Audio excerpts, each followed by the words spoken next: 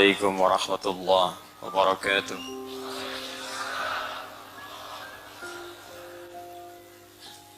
الحمد لله الذي هدانا إلى الإسلام فأصبحنا مسلمين، وغرس في قلوبنا الإيمان فأصبحنا مؤمنين، وأمرنا بأداء الأعمال الصالحة لنكون من المتقين. فتوبى لمن اتقى الله سبحانه وتعالى فوعده بجنته النعيم. فقال تعالى: إن للمتقين مفازا. فسبحان رب العالمين الذي خلقنا أحسن التقويم، فنحمده حمدا الشاكرين حمدا الناعمين حمدا يوافي نعمه ويكافئ مزيده. ونصلي ونسلم على النبي الكريم الرسول الأمين سيدنا محمد وعلى آله وصحبه وذرياته وأمته إلى يوم الدين. أما بعد، فيا عباد الله، أوصي نفسي وإياكم بتقوى الله فقد فاز المتقون، فلا تموتن إلا وأنتم مسلمون. فقال تعالى: يا أيها الذين آمنوا اتقوا الله حق تقاته ولا تموتن إلا وأنتم مسلمون. Hadirin sekalian yang insyaallah tanpa kecuali seluruhnya dimuliakan oleh Allah Subhanahu wa taala, dan insyaallah seluruhnya dibimbing oleh Allah untuk senantiasa dekat dengan rahmat dan maghfirah Allah Subhanahu wa taala. Tersebut dalam hadis riwayat Al-Bukhari dalam pembahasan Kitabul Ilmi nomor hadis 71, riwayat dari sahabat Muawiyah radhiyallahu ta'ala anhu anin Nabi sallallahu alaihi wasallam. Beliau bersabda: "Man yuridillahu bihi khaira yufaqihu fid din." Siapapun yang diinginkan oleh Allah berubah menjadi orang baik, memiliki sifat-sifat baik. Jadi kalau dia seorang pejabat akan jadi pejabat yang baik. Dia pengusaha akan jadi pengusaha yang baik. Dia seorang ayah akan jadi ayah yang baik. Dia seorang ibu akan jadi ibu yang baik. Dan yang menjamin Allah, bukan manusia. Jadi kalau yang menjamin, yang menciptakan kita, itu pasti terjadi. Tukang handphone menjamin handphone ini bagus Pak, kita percaya. Tukang mobil menjamin mobil ini bagus Pak, saya yang bikin, kita percaya. Yang buat pesawat menjamin pesawat ini bagus Pak, kita percaya. Kenapa ketika Allah yang menjamin, yang menciptakan kita, yang menciptakan pembuat pesawat, yang mencipta pembuat handphone, yang mencipta pembuat mobil, kenapa ketika Allah yang menjamin kita ragu? Dan sekarang Nabi menyampaikan, orang yang dikenal Al-Amin, sangat dipercaya, bahkan dihormati oleh kawan dan lawan, memberikan keterangan langsung dari Allah Subhanahu wa ta'ala. Kata Nabi, "Man yuridillahu bihi khaira." Siapapun yang diinginkan oleh Allah berubah menjadi orang baik. Dan bila kebaikan ini dibawa dalam kehidupannya, maka Allah jamin kemudian kebahagiaan dan kedamaian dalam kehidupannya. Yufaqihu fid din. Maka bagian pertama yang Allah berikan pada seorang hamba, jika diinginkan menjadi baik, maka dia akan diberikan keringanan di langkahnya, kelembutan di hatinya untuk mau belajar tuntunan agamanya. Maka berbahagialah kemudian jika ada di antara kita, dari sekian banyak manusia beraktivitas, kita yang diberikan keringanan langkah oleh Allah, diberikan kelembutan hati. Saya tidak kenal Anda pada umumnya, tapi siapa yang bisa menggerakkan langkah Anda ringan untuk kemari? Kadang-kadang ada yang datang dari tengah malam ikut tahajud, ya, ada yang datang dari siang, ada yang sore, ada yang bertanya-tanya ada snacknya atau tidak, ada yang tanya apakah bisa nginap atau tidak. Dari yang nginap tanya konsumsinya pagi ada atau tidak. Ya. Pertanyaan semua itu sesungguhnya ingin memastikan apakah saya bisa nyaman atau tidak belajar, bisa mendapat bagian pengetahuan atau tidak. Tapi pertanyaannya, siapa yang melembutkan hati kita untuk datang? Siapa yang meringankan langkah kaki kita untuk hadir? Bila bukan Allah yang berkehendak, mustahil bahkan kita bisa berdesakan untuk belajar pada malam hari ini. Karena itu kata para ulama hadis, bahkan para ulama fiqh, ketika Allah memberikan kelembutan dan keringanan itu, dan menempatkan Anda di tempat untuk belajar itu, maka segeralah kemudian untuk berevaluasi diri, karena Allah sudah menginginkan kita baik. Jadi kalau Allah sudah menginginkan kita baik, kitanya nggak berubah menjadi baik, berarti yang salah kita pribadinya, bukan Allahnya. Kurang apa lagi Allah membimbing kita menjadi lebih baik.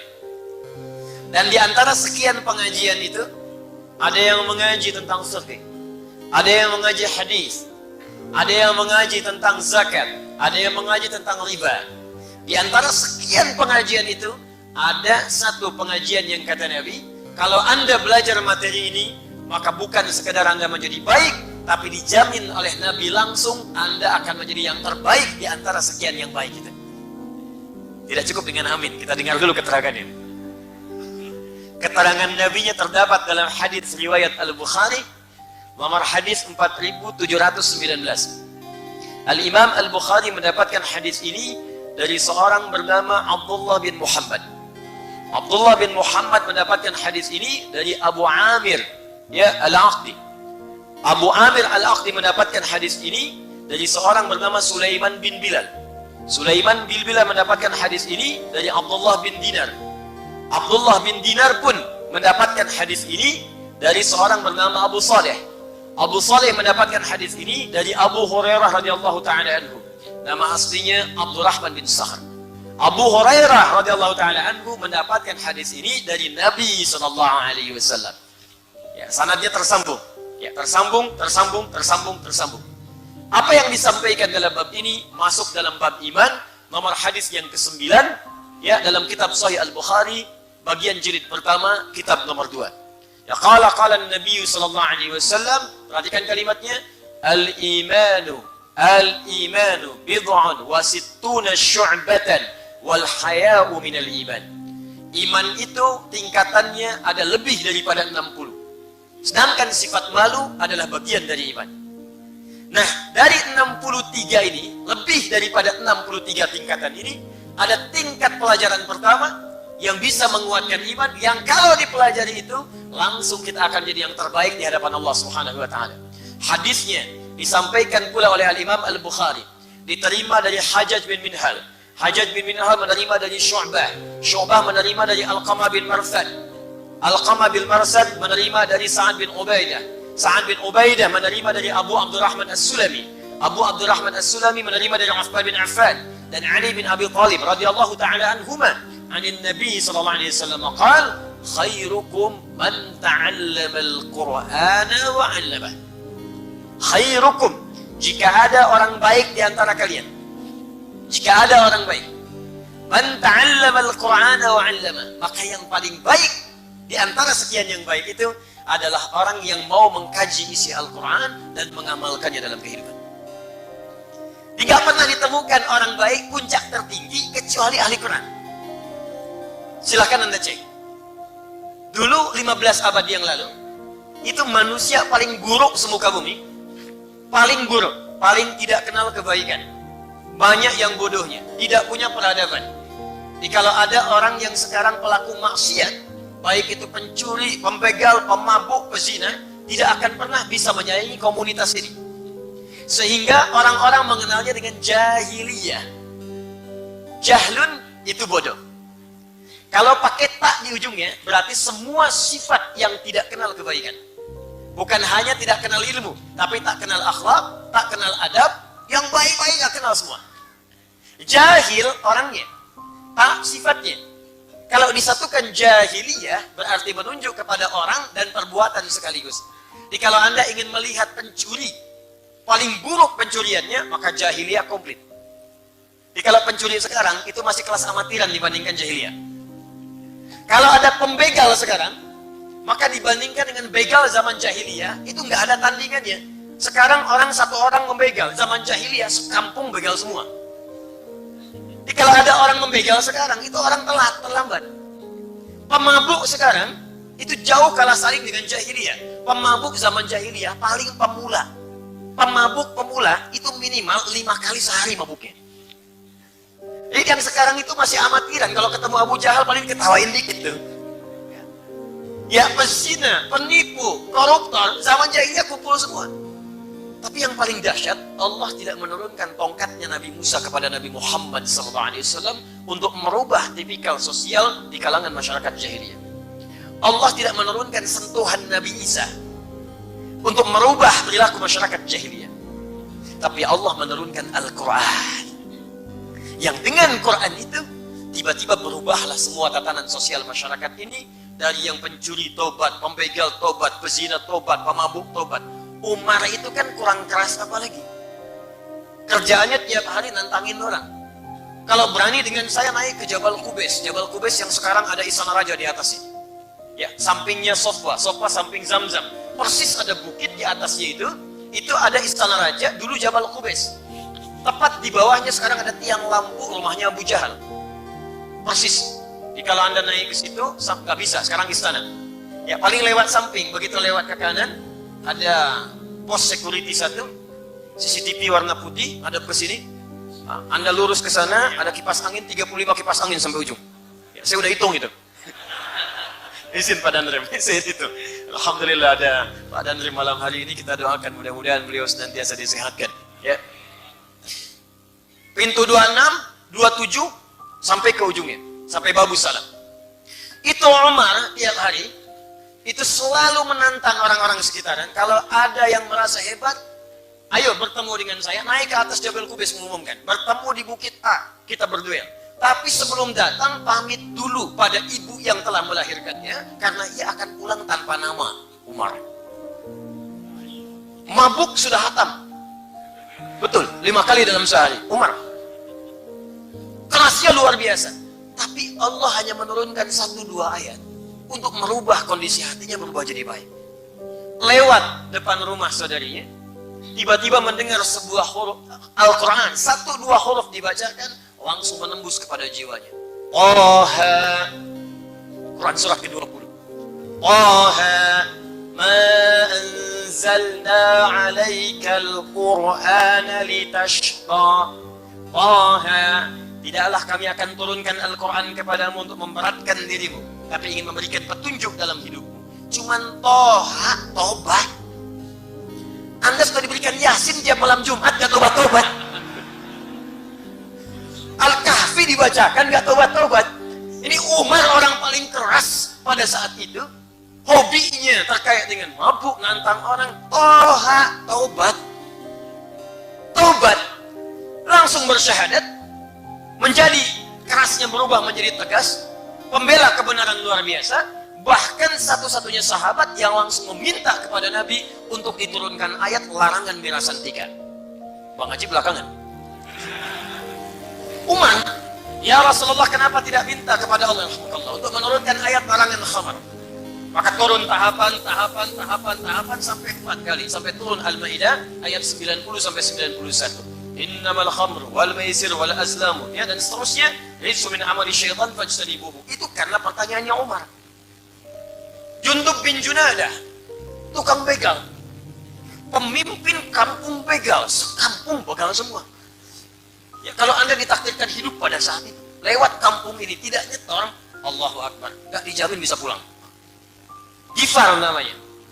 Gifar. Datang pada Nabi, cuma dibacakan seayat 2 ayat, sentuhkan di hatinya, masuk ke dalam relung jiwanya.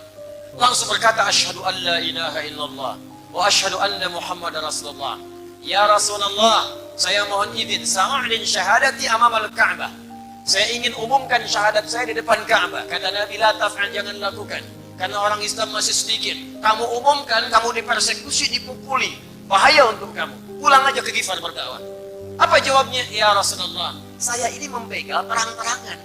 Masa syahadat sembunyi-sembunyi?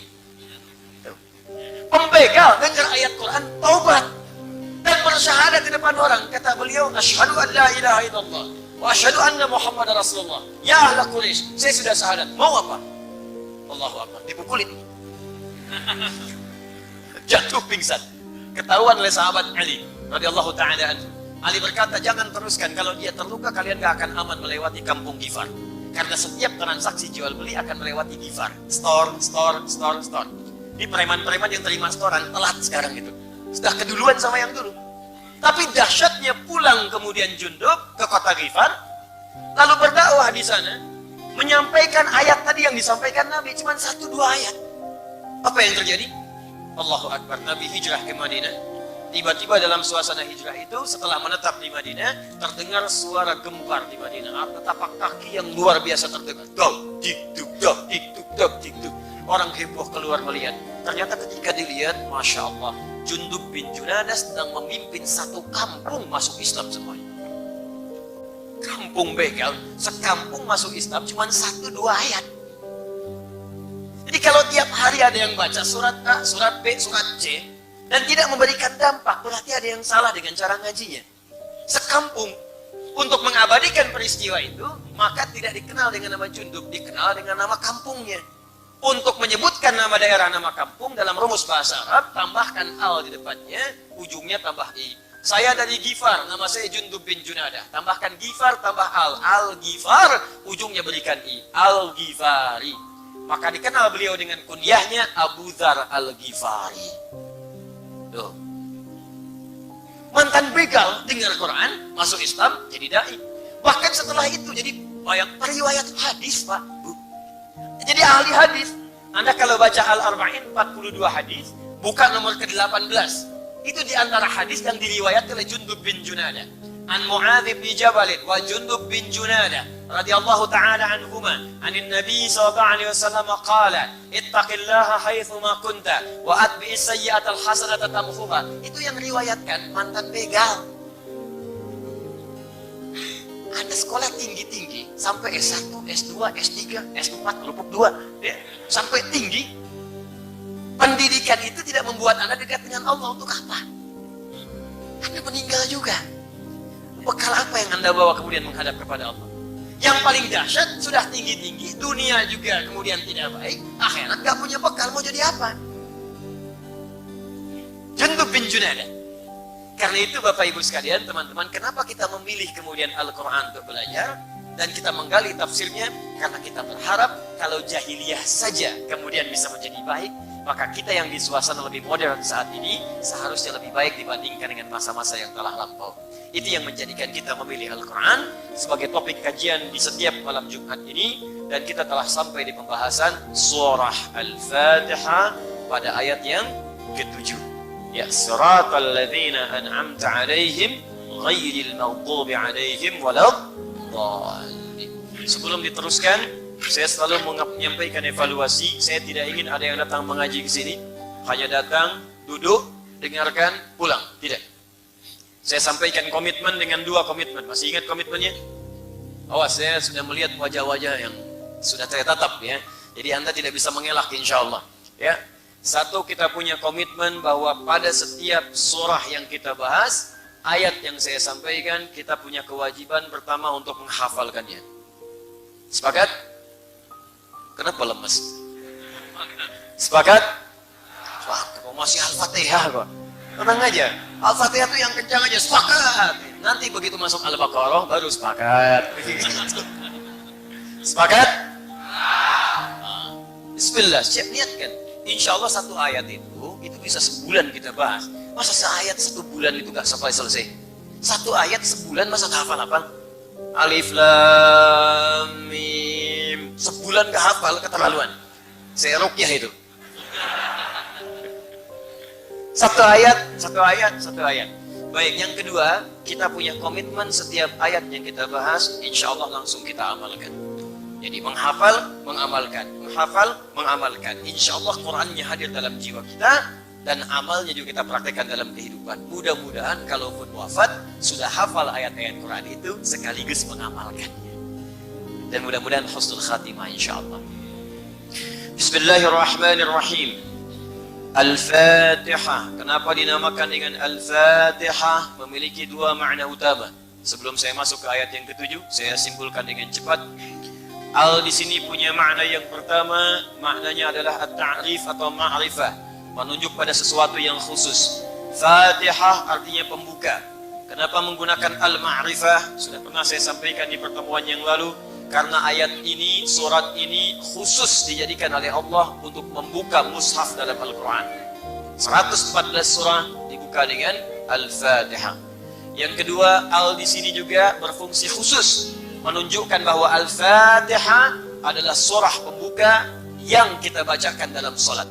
Satu-satunya surah pembuka dalam Al-Quran yang dibacakan dalam setiap salat adalah Al-Fatihah 17 kali dalam sehari.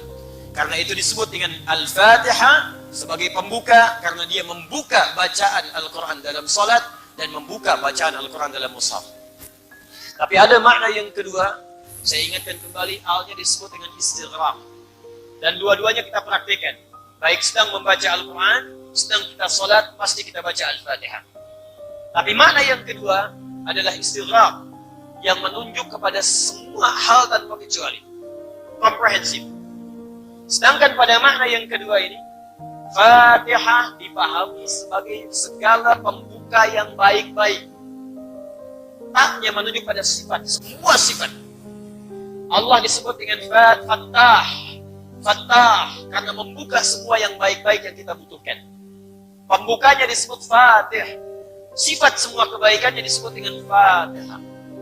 Jadi kalau Anda ingin dibukakan oleh Allah semua jenis kebaikan dalam kehidupan, dibukakan karir yang terbaik, dibukakan rezeki yang terbaik, dibukakan jodoh yang terbaik, dibukakan segala hal yang baik dalam kehidupan. Kalau sakit, sembuh yang terbaik. Kalau bekerja, pekerjaan yang terbaik. Kalau rezeki yang paling baik. Kalau pasangan hidup, jodoh yang paling baik. Maka secara singkat, baca dan pelajarilah isi surah Al-Fatihah. Karena itu banyak orang sakit kemudian membacakan Al-Fatihah supaya mendapatkan kebaikan, kesembuhan terbaik dari Allah Subhanahu wa Ta'ala. Bahkan di situ ada kisahnya, seperti pernah yang saya sampaikan. Kepala suku di Arab zaman Nabi tersebut kalajengking Arab. Cari obat gak sembuh. Dokter sudah angkat tangan, tabib sudah gak pas, berkisah. Ditemukan seorang sahabat, dimintakan kata beliau dengan izin Allah dibacakan Al-Fatihah sembuh seketika. Di Al-Fatihah karena itu disebut dengan Asy-Syafi, Al-Kafi, Ummul Kitab, Ummul Quran, karena faedahnya, isinya bisa membimbing kita kemudian mendapatkan semua puncak kebaikan dalam hidup. Tapi persoalannya, apakah semua yang baca Al-Fatihah bisa mendapatkan semua itu? Jawabannya belum tentu. Zaman Nabi seorang dibacakan Al-Fatihah, penyakit yang paling sulit sembuh. Zaman sekarang sakit kepala, baca Al-Fatihah 100 kali, nambah pusing. Apa penyebabnya? Karena boleh jadi cara bacanya tidak sama dengan cara orang-orang dulu membacakannya. Orang dulu membacakannya pakai iman, orang sekarang hanya sekedar lisan. Bacaan Al-Fatihah orang dulu tembus sampai ke jiwanya. Begitu dibacakan, dia bacakan karena Allah. Dia kenal dengan Allah, ma'rifatullahnya jalan, kehusyuannya ada. Orang sekarang dibacakan cuma di lisan, gak sampai kepada hatinya. Turun Quran surah ke-49 ayat ke-14. Kata Allah, banyak mengaku orang beriman. Qalatil a'rabu amanna. Ada orang-orang Arab berkata beriman. Qul lam tu'minu, katakan kalian belum serius iman. Walakin qulu aslamna walamma yadkhulul imanu fi qulubikum. Katakan kalian itu baru berislam. Kebanyakan itu di lisan saja. Zikir cuma di lisan. Subhanallah di lisan. Alhamdulillah di lisan. Allahu Akbar di lisan. Tapi nggak masuk ke dalam hati. Karena nggak masuk ke hati, kekhusyuannya nggak muncul. Takbir memang takbir. Abu Bakar dulu kan takbir sampai gemetaran. Allahu Akbar. Saking khusyuknya bergetar tubuhnya. Kemudian mengeluarkan air mata. Di matanya. Keluar air matanya. Ketika selesai ditanya, kenapa ya Khalifah Anda saking khusyuknya tadi terlihat sampai gemetaran? Kata beliau, saya mengucapkan Allahu Akbar lisan saya. Dan saya merasakan, mengatakan berkomitmen hanya Allah yang maha besar. Tapi saya takut dalam hidup ini lisan saya mengucapkan Allah yang maha besar. Tapi saya selalu merasa besar dalam hidup. Takut pernah merasa besar dibanding orang lain. Merasa hebat dibanding yang lain. Merasa sombong dibanding yang lain. Merasa paling khusyuk sholat. Ada banyak. Saat iman masuk ke dalam jiwa, maka pikiran terjemahkan, hati merasakan.